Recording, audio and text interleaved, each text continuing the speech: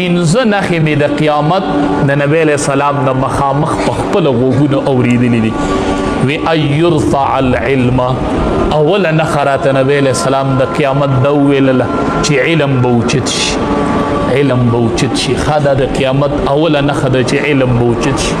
علم به څنګه اوچت شي؟ د عالم د سینې نه به الله علم وباسي؟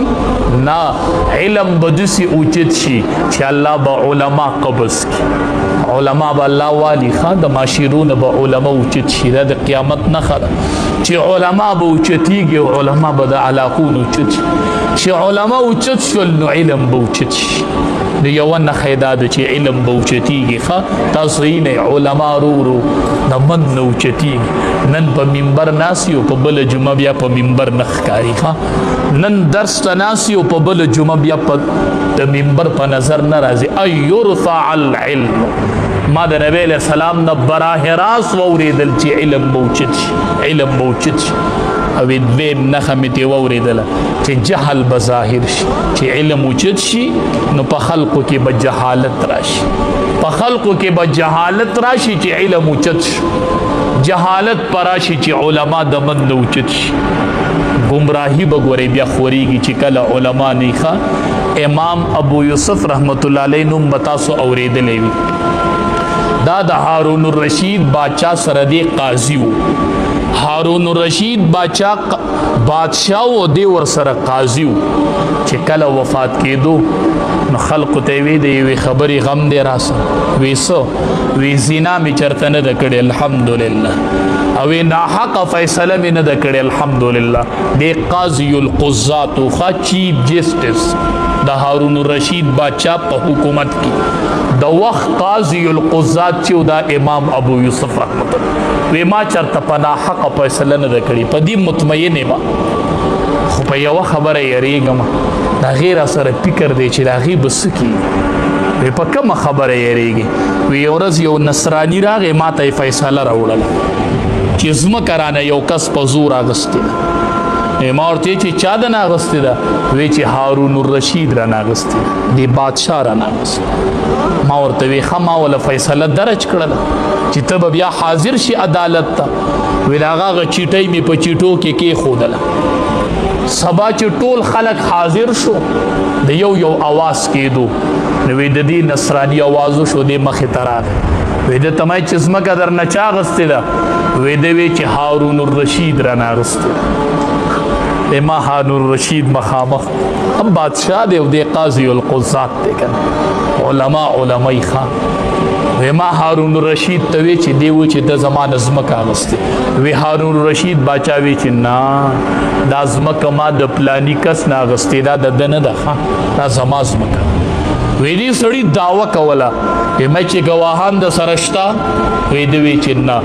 وی هارون الرشید باچا ته ما چې دا مدعي دی، دی به ګواهان پیش کړي، ته منکر یې، ته به قسم کوې. وی هغه سره ګواهان نه وي. هارون الرشید باچا ته مې چې ته قسم کوې چې دا ځمکه ستا ده؟ وی هغه وی چې آو. وی هغه ودرېد، قسم یې وکړ. چې قسم یې وکړو چې ما ځمکه هغه ته حواله کړه. نو خلق ورته ته خپه وسولې، تا خو فیصله حقه کړې. نه، فیصله مې په حقه کړې ده، خو صرف دومره کمې رانه شوې وو چې د دې دواړو دا فیصله ما کوله.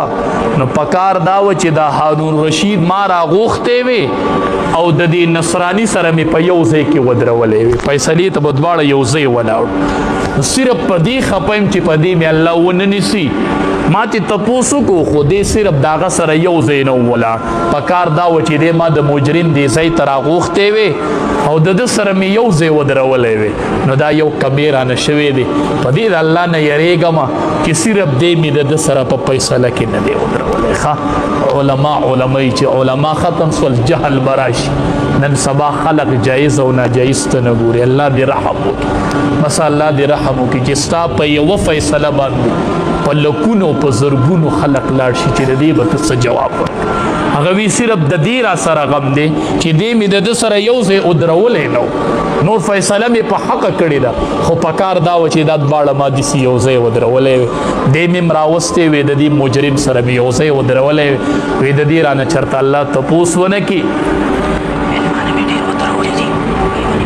نو دویمه نښه دا و چې وی جهالت په خور شي. وی درېیمه نښه د قیامت چې مې د نبی علیه السلام نه اورېدلې وه وی هغه دا ده چې زنا به عامه شي.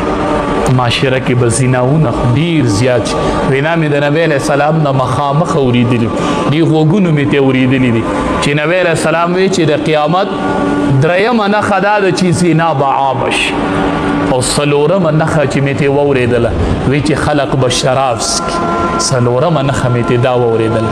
او پنځمه نښه مې ته دا واورېدله وی چې سړي به لاړ شي. سړي به ختمیږي ټیم په ټیم. وی دومره به دا سړي کم شي چې د یو سړي په ذمه به 50 ښځې ولګي. نکاح خو د څلورو سره روا ده خو دی به د 50 ښځو تربیت په د په سر راشي. دته به په کورنۍ کې 50 زنانه پاتې شي چې د هغې نفقه به په ده باندې بیا د هغې خرچه به په ده باندې. دومره به دا سړي لاړ شي او زنانه به ډېرې شي چې یو سړي ته به 50 ښځې چې دي د دې ذمهدار به یو سړی پاتې کېږي. دا یو سړی به د 50 ښځو کفالت کوي. د دې د خرچې ترتیب به جوړي او د دې کفیل به او د دې کفالت به کوي. وی دا د قیامت نښې وي 15. دا ما د نبي کریم صلی الله علیه وسلم نه واورېدلې. د جمعې مبارکه ورځ ده.